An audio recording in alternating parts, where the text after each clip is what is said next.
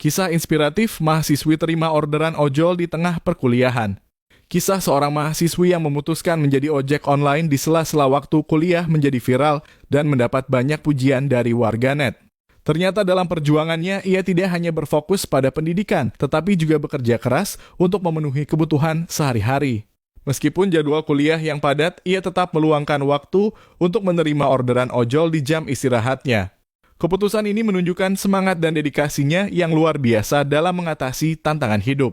Kisahnya menginspirasi banyak orang, terutama karena keberanian dan ketekunannya. Ketekunan dan semangatnya untuk mengatasi berbagai tantangan kehidupan menarik simpati dari warganet.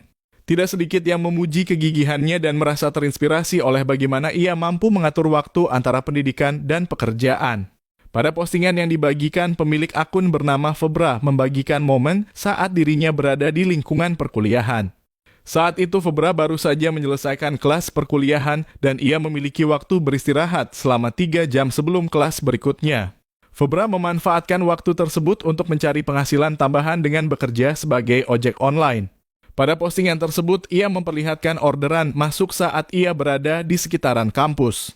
Momen tersebut menunjukkan bagaimana ia memanfaatkan waktu istirahat dengan sebaik-baiknya. Saat mahasiswa lain melakukan aktivitas lainnya sebelum memasuki kelas berikutnya, Febra justru menerima orderan dari aplikasi ojol miliknya dan menyelesaikan orderan tersebut. Saat menerima orderan, Febra langsung bekerja dan mengatur jadwal perkuliahannya agar tetap bisa menjalankan tugasnya sebagai mahasiswa dan ojol. Menurut keterangan yang disampaikan Febra, ia rela bergabung menjadi driver ojol demi mendapatkan penghasilan tambahan. Mengingat ia berkuliah tanpa beasiswa dari manapun.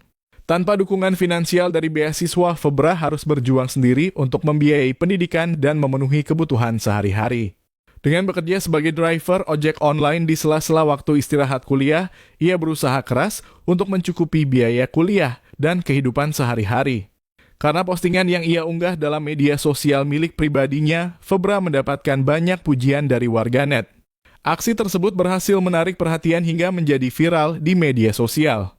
Tidak sedikit dari warganet yang bersimpati dan juga memberikan semangat untuk Febra sebagai mahasiswa dan juga pekerja.